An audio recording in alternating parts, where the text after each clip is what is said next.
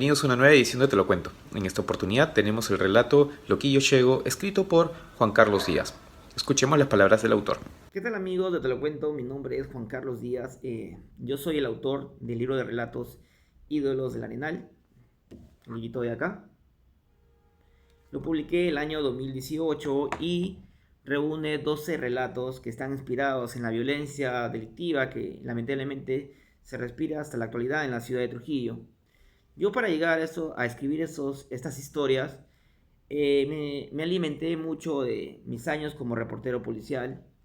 Trabajé en muchos diarios de Trujillo y eso me sirvió para conocer muchos casos, muchas historias, muchas anécdotas que cubrí, y en otras no, pero por el oficio llegué a saber de ellas, que me invitaron a llegar a plasmar, a convertir esos casos, esas experiencias en un libro de cuentos, ¿no? Justamente uno de ellos se llama Loquillo Llego. Debo confesar que así yo quería que se llame mi libro, Loquillo Llego, pero porque tenía un apego a esa historia, a ese relato. Sin embargo, ya me convenció mi editor de que mejor sonaba mejor Ídolos del Arenal. Pero bueno, yendo de nuevo a la historia que me trajo acá, trata de un joven que recién está incursionando en el reporterismo policial y un adolescente que no tenía apariencia de adolescente, que está inmerso en esta vorágine de la delincuencia. Por las circunstancias de la vida, tienen una especie de amistad, de compañerismo. Y bueno, la historia no tiene un final un tanto triste, pero bueno, de eso ya se van a enterar cuando escuchen la lectura de un amigo de Te lo cuento. Aquí también trato de plasmar la forma, el lenguaje, la forma en que se comunican estos personajes inmersos que están metidos en actos al margen de la ley. También grafico la realidad de la periferia de la ciudad de Trujillo, esta realidad tétrica, pobre, violenta. Y también llego a abordar en un momento de la historia el fanatismo, la violencia que surge del fanatismo por el fútbol, ¿no? Y nada, ya no quiero dar tantas explicaciones, más bien les invito a escuchar mi cuento y que de esto dé paso a que en algún momento lo lean y se lean todo y se lean las demás historias que componen este libro. Muchas gracias y hasta la próxima.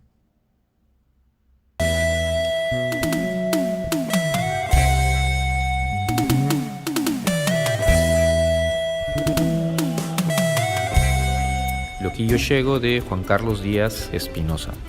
Cada vez que oía un "Hola, mi Soli" tras la espalda, sabía que se trataba de él. Nos estrechábamos la mano, le daba un par de palmadas en el hombro y enseguida soltaba un "¿Qué cuentas, brother?". Él automáticamente depositaba en mis manos un hals negro. Siempre andaba con esos caramelos en los bolsillos. De lo contrario, corría al vendedor ambulante más cercano y se gastaba unas monedas en más hals negros, solo negros.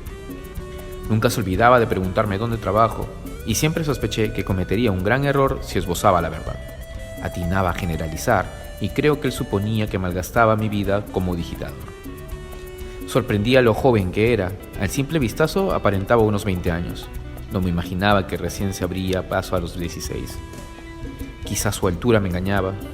A su costado se tornaba más notoria mi pequeñez.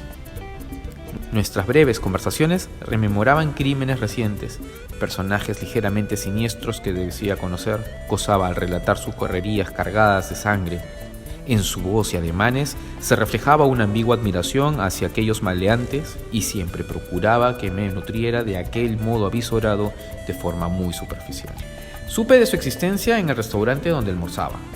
Trabajaba como mozo y se distinguía de sus compañeros por su patético peinado. De un momento a otro veías a cada chiquillo con la cabeza rapada a los costados, dejando un mechón arriba, a modo de escobillo humano. Se me acercó para tomar mi pedido. Bromeamos un rato y punto final. A los pocos días me sorprendió al preguntarme si le podía recomendar algún colegio no escolarizado. El único que me conozco queda por la plazuela Bolognesi, pero no te lo recomiendo, ¿ah? Le dije. Y se quedó quieto, desconcertado. Creo que esperaba algo más de mi respuesta. Y ante dicha sensación vislumbrada en su rostro, apunté con el dedo a un conocido, sentado en una esquina con unas amigas, y le dije que se dedicaba a la docencia y fácil podía recomendarle algo mejor. Mientras alejaba a mostrarles la carta del menú a otros clientes, pensaba que ese muchacho con pinta de vago deseaba superarse y lamenté la poca ayuda informativa que le ofrecí. Creo que duró en el restaurante solo unos meses y no sabría nada de él por un buen tiempo. En fin, no socializamos tanto como para forjar una amistad. Mi memoria pronto borraría su imagen, pero él se encargó de imponerme una suerte de hermandad. Caminaba por una larga avenida rumbo a casa cuando se aparecieron centenares de jóvenes que bajaban de un centro poblado con banderolas ataviados a la camiseta blanquiazul. Recordé que en pocas horas Alianza Lima se enfrentaría a Carlos Mannucci y me emocionó ver miles de adolescentes coreando a viva voz canciones alusivas a la pasión por el equipo victoriano. Mi espíritu pueril, el que vagas veces aflora de su madriguera, me plantó en una vereda para seguir gozando con aquel espectáculo que enrumbaba hacia el Estadio Mansiche. Recordé cómo años atrás, cuando jugaba Alianza y la televisión de señal abierta transmitía los partidos del campeonato nacional, una esencia adictiva se inoculaba en mi ser y me impulsaba a gritar los goles de Weldir Sáenz. Salí raudamente de mi casa hasta la losa deportiva y buscar compinches con quienes propiciar pelea a los simpatizantes del eterno rival. Pero aquella evocación se desmoronó tras recibir tremendo manotazo en el hombro izquierdo. Me despabilé y quise devolver el cariño a quien se atrevía a golpearme. Un tanto aturdido, miré de soslayo y ahí estaba Loquillo Shego con su estúpida sonrisa, enrostrándome lo supuestamente sobrado que soy. Lo reconocí en contados segundos, mientras me abrumaba con su mezcla de ilógicos reproches y propuesta de acompañarlo hasta el estadio con su gente. Me trataba como un amigo de años, en honor a ese cúmulo de bromas triviales y conversaciones entre mesero y comensal. Algo aturdido, atiné a preguntarle dónde vivía. Luego de responderme con voz turbia, pues parecía drogado, curioseaba en mi mente otra interrogante. ¿Cómo nunca llegamos a encontrarnos si su vivienda, la de su tía en realidad, se ubicaba en plena avenida frente al paradero donde tomaba mi colectivo en las mañanas? Su insistencia y la idea de experimentar algo nuevo pero anhelado desde mi niñez me obligaron a seguirlo. Me consiguió una camiseta, pegué la entrada de ambos y junto a sus camaradas nos apoderamos de un rincón de la tribuna, en lo alto del Comando Sur.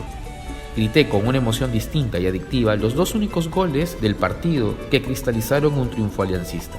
Atrofié mis músculos a saltos, me zumbaron los tímpanos con cada bombarda prendida, acaricié una inmensa banderola que danzaba de extremo a extremo a la tribuna y adormecí mis sentidos con hierba. Conservo brumosas imágenes de lo que ocurrió a la salida del estadio, pequeñas piezas de un rompecabezas irrecuperable. Apenas podría afirmar que vagué por una larga avenida, que pugnaba por no sucumbir en un ataque de risas y que me aparecí por la residencia de un tío al que nunca visito. No lo dejaba de abrazar con cierta crudeza, como si fuera un hermano menor a merced de mi poderío. Mi madre también me recordaría que acompañado de un lloriqueo infernal le cantaba el vallenato, los caminos de la vida, hasta que me derrumbé en la primera cama que encontré. Falté al trabajo, no despertaba, mi celular no dejaba de sonar. Al mediodía recién respondí a mi jefe para referir una excusa poco creíble: infección estomacal. En un principio mostró su molestia, luego finalizó la conversación con un «seguro estás borrachazo, ya compadre, que se te pase la resaca y mañana nos vemos, que no se te vuelva costumbre nomás, la chamba es primero». Semanas transcurrieron y mi memoria rescató de las sombras del olvido otros retazos de aquella tarde de fútbol gracias a un chiquillo llamado Martín. Lo observé en la tribuna a escasos metros de mí, saltando con un júbilo inusitado, desgarrando su garganta a gritos, inflando con cada cántico una tarántula tatuada en el cuello. Vivía por una zona conocida como El Hueco, en una casucha de adobe y esteras rodeada de arenales. Logré recordarlo luego de saber sobre su muerte. Caminaba de noche rumbo a una bodega cuando se cruzó con unos hinchas de la U, quienes apenas lo distinguieron por la opaca lumbre de un poste, corrieron hacia él. Le lanzaron una piedra que impactó en sus piernas y tropezó. No se contentaron con romperle la camiseta y patearlo hasta el cansancio. Alguien tomó una roca y le estrelló contra la cabeza. Martín quedó tendido sobre un montículo de arena, empapándose el rostro con su propia sangre, masticando su agonía en la más honda soledad. Por 2 días, el hueco fue invadido por centenares de muchachos deslenguados que no se cansaban de cantar el estribillo: Martín, Martín de mi vida, siempre te cantaremos con el corazón, siempre te recordaremos con el corazón. Embriagados de alcohol barato, combinado con gaseosa, se embarcaron en un homenaje al amigo caído, rememorando sus correrías en la barra, los viajes a otras ciudades, sus reuniones semanales a las afueras del Estadio Mansiche. Camino a la última morada de Martín, el estruendo de las avellanas se confundieron con disparos al aire. Tras ese suceso, recién una semana después pude devolver el manotazo.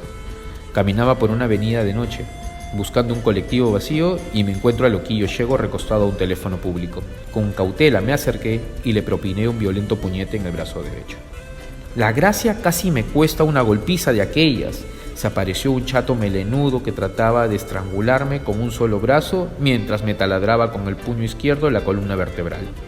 Loquillo Yego le soltó, entre carcajadas, un "suéltalo, pumita, es mi batería", y quedé liberado. Aborrecía a ese imbécil pese a sus disculpas. Horas más tarde, tras desinteresarme de la televisión y el internet, y antes de entregarme al sueño, imaginaba ser un tipo corpulento de gran tamaño que le rompía los dientes de un derechazo al tal puma enano. Pensé en Loquillo. Luego del humillante rato, los 3 terminamos comiendo unos tamales con chicha morada. Después, Puma se retiró. Con la excusa de esperar la movilidad, nos enfrascamos en una conversación que duró horas. Apenas le comenté sobre la muerte de Martín, él, en cambio, me detalló cómo lo botaron del restaurante. Una clienta cada rato cambiaba su pedido y como demoraba en atenderla, le gritó.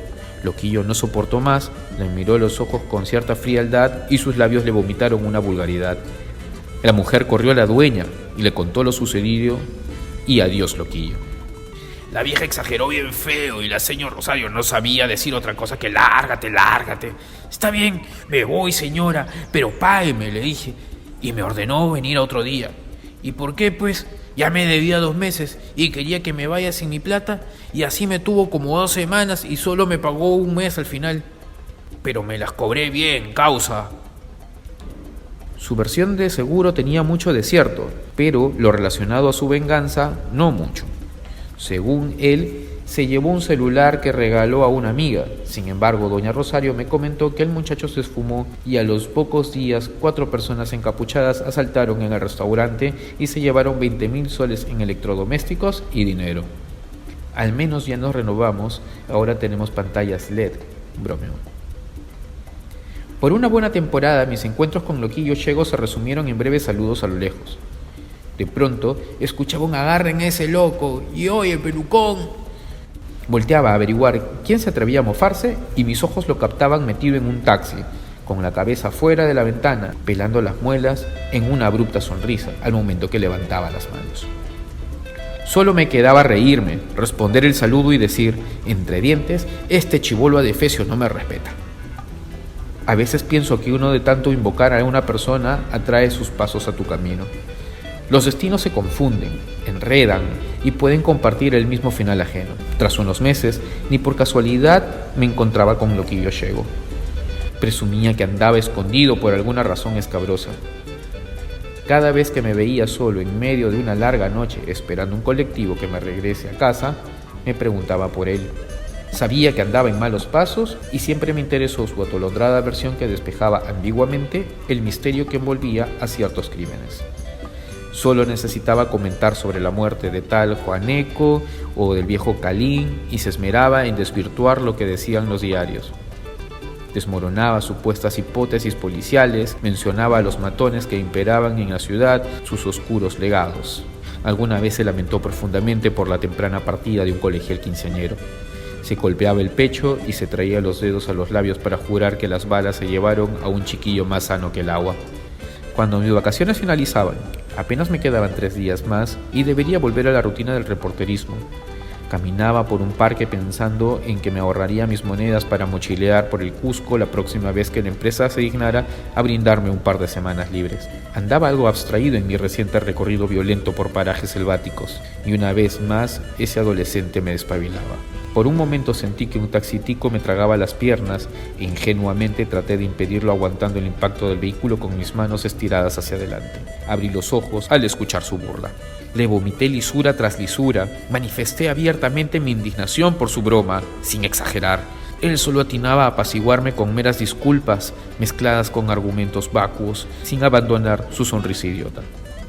Poco a poco, mi molestia se apaciguó. Irónicamente, terminé aceptando su propuesta, la de tomarnos unas cervezas con unos amigos. Busqué espacio en el asiento trasero, cerré la puerta del vehículo y el loquillo Shego pisó el acelerador. Mostraba gran destreza al mando del timón. Se daba el lujo de hablar por celular, embarcarse en una competencia de chistes con un moreno crespo con cara de tortuga y aliento sepulcral que iba del asiento de copiloto. Por ratos, loquillo Shego trataba de incluirme en la conversación. Se mofaba de mi expresión de error al sentirme arrollado. En vano trataba de replicarle. En complicidad con su colega apestoso forgaban una mole infranqueable. Y solo me quedaba aceptar la derrota entre carcajadas. Cuando se cansaban de molestarme, un breve silencio nos apoderaba y nuevamente retornaban a lo suyo. Solo llegaba a interrumpirlos con un tranquilo «Compare, no estoy tan viejo para morir aún», dirigió a loquillo. No le importaba correr por vías atestadas de autos, taxis, micros, colectivos y combis, como si gozara con una especie de impunidad ante la muerte, aunque evidenciando que era muy hábil como chofer. El taxi aparcó en las faldas del Cerro Cabras, frente a una vivienda de adobes un poco sombría por falta de alumbrado público. No faltó que toquemos la puerta. Ni bien el vehículo se ubicó frente a un murete, las luces de la vivienda se prendieron y apareció una persona robusta. Ligero bigote puntiagudo, voz ronca, polera azul. Loquillo Shego y Jairo, su amigo, se apresuraron a correr hacia él, quien le soltó automáticamente un «¿Ya está hecho el trabajito?», y ambos al unísono le replicaron con escuetas afirmaciones y breves detalles. Yo apenas percibí la voz de loquillo Shego susurrando «Claro, perro, ya fue ese man», y en cierta forma maldecí no encontrarme viendo algún programa burdo en la televisión al tiempo que saciaba mi hambre con pollo a la brasa, recostado en mi cama. Sentía que era preferible eso a embriagarme con unos delincuentes confesos. Trataba de convencerme que la idea me pareció interesante, mejor que aburrirme en mi cuarto. De ahí que acepté y me malgastaba en tal faena. En realidad sentía que loquillo, no contento con asustarme, me sentenció a una peligrosa noche de alcohol en pleno arenal, donde se podía apreciar un horizonte plagado de luceros artificiales. La noción de mi ilusa y falsa decisión habría aguijoneado con más ahínco mi cabeza, masacrando neuronas si el tal perro se mostraba incómodo, receloso, malhumorado con mi presencia. No fue así. Loquillo Shego me presentó como un gran amigo, un tipo bien legal. Tal argumento bastó para su visto bueno. Aparecieron dos muchachos más con una caja de cervezas, y tras las respectivas presentaciones, el vaso de cerveza empezó su lenta danza circular de manos que la llenaban con la bebida dorada. Me sorprendió la facilidad con la que Perro mencionaba sobre la mercadería escondida en su casa lista para venderse. Por curiosidad pregunté por una laptop y me ofreció una 800 soles al tiempo que refería. La próxima semana me llegará una carga de jeans y zapatillas de marca. Como lo sentí entusiasmado en ganarse unos billetes conmigo, preferí orientar la conversación a temas de fútbol y cómo se mataron a Martín meses atrás, logrando mi cometido. Después de terminar la primera caja, me olvidé de mi estrategia de tomar poco para poder aguantar durante la reunión, animada por cumbias añejas emitidas de un teléfono móvil. Como de costumbre, desenredé mi boca. Propicié que se compre más cerveza, conté chistes, agudicé mi sarcasmo y finalmente nublé mi memoria para siempre. No sé cuánto tiempo pasó desde que abrí los ojos, en plena oscuridad. Quizás horas o solo unos cuantos minutos. Con premura me arrojé al suelo, me cubrí con los brazos al sentir los estruendos de las balas y las roturas de las lunas. Comencé a transpirar copiosamente. Mi cabeza parecía explotar y solo atinaba a vomitar un medroso «¿Qué pasa, carajo?». Cuando cesó la balacera, yo continuaba con la cara pegada al suelo, aspirando polvo, pese a que prendieron la luz, hasta que sentí como la punta de una zapatilla se clavaba entre mis costillas mientras el autor de la patada me gritaba: ¡Levántate, mierda! ¿Qué haces tú acá? Apenas pude ponerme en posición de cuclillas para recuperar el aire y argumentar con voz destartalada que venía con Loquillo Llego, y poco me sirvió dicho alegato. Apoyado por una mujer, me lanzaron a la calle empujones y puñetes. Afuera seguí lidiando con insultos y empujones que poco me importaron, ya que mis pupilas se estacionaron en perro, bañado en sangre, la lengua afuera, cargado por sus hermanos en medio del griterío ensordecedor de su mujer y un centenar de miradas curiosas. Lo metieron en un station wagon y partieron rumbo al hospital, dejando en el ambiente parte de la inmensa polvareda, un falso mutismo cargado de susurros, vagas especulaciones y lamentos. Ahora la invasión de ojos rodeaba el cadáver de Jairo. Lo reconocí por sus greñas enlodadas con su propia sangre, pero rápido mi interés se centró en buscar a Loquillo Llego. Me sentía aturdido, con los ojos dilatados, la cabeza hinchada, en plena búsqueda infructuosa que me sumía en ansiedad. Trataba de explicarme lo que ocurrió y por qué no terminé como Perro o Jairo. A mi mente solo retornaban borrosos pasajes de la balacera, conmigo salpicado de vidrio o roncos aullidos de dolor. Me envolvió una especie de trance del que fluyó una premonición. En cuestión de segundos, los latidos parecían explotar en mi pecho trémulo. Imaginé que los asesinos podían volver, que alguien me acusaría o que la policía me acecharía con sus preguntas. Trataba de simular tranquilidad mientras retrocedía a pasos pausados, pegado a las paredes y veredas hasta alcanzar la Panamericana Norte, donde abordé el primer colectivo que se apareció. Extravié el recuerdo de mis pasos rumbo a casa. Quedé atrapado en un inmenso hoyo onírico del que salí al atardecer con la cabeza hundida en una almohada. Se atrofió mi noción del tiempo. Creía que recién amanecía, cuando en realidad las sombras propiciaban el arribo de la noche. Revisé mi teléfono móvil y pude constatar, para sorpresa mía, que realicé varias llamadas. Más tarde mis propios amigos me detallarían lo asustado, nervioso que se me oía cuando trataba de contarles, con involuntarios trabalenguas, aquel pasaje extraño de mi vida. Preferí no explicar nada y dejar que piensen que solo se trató de una mala borrachera. Me las ingenié en mi retorno al trabajo para completar aquella historia de sangre. Resulta que mientras yo escupía mi frustración en casa de mi tía, quien vive en el centro, por la derrota de la selección de fútbol vista en televisión, no tan lejos de mi ubicación, el tal Jairo abordaba un colectivo que manejaba Manuel Chumbe.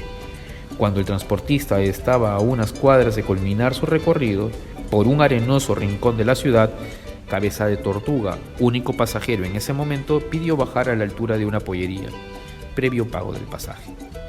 Pero ni bien sintió el vehículo inmovilizado, empuñó una pequeña pistola que ocultaba en el calzoncillo y, explotando en lisuras, disparó desde atrás al colectivero. De inmediato abandonó la unidad, corrió hacia una esquina, volteó hacia la derecha y alcanzó el taxi que conducía a Loquillo Llego. Para ese entonces ya no miraba la televisión en mi tía. En sí, estaba por cruzar la Panamericana Norte con la consigna de aún no volver a casa. Orienté mis pasos hacia un parque al tiempo que dejaba madurar mis próximos planes de viaje. Loquillo Llego se percató de mi distraído andar y me somete a su jugarreta. Me proponen tomarnos unas cervezas, acepto, me embriago, se apiadan de mí y me recuestan en un mueble. Momentos después, una lluvia de balas me despierta. Loquillo Llego y Jairo pensaron que cumplieron con el trabajito que Perro les encargó. Ignoraban que Manuel Chumbe, apodado Marrón, no fue impactado en la cabeza como pensaban, sino en la oreja derecha, hombro y manos.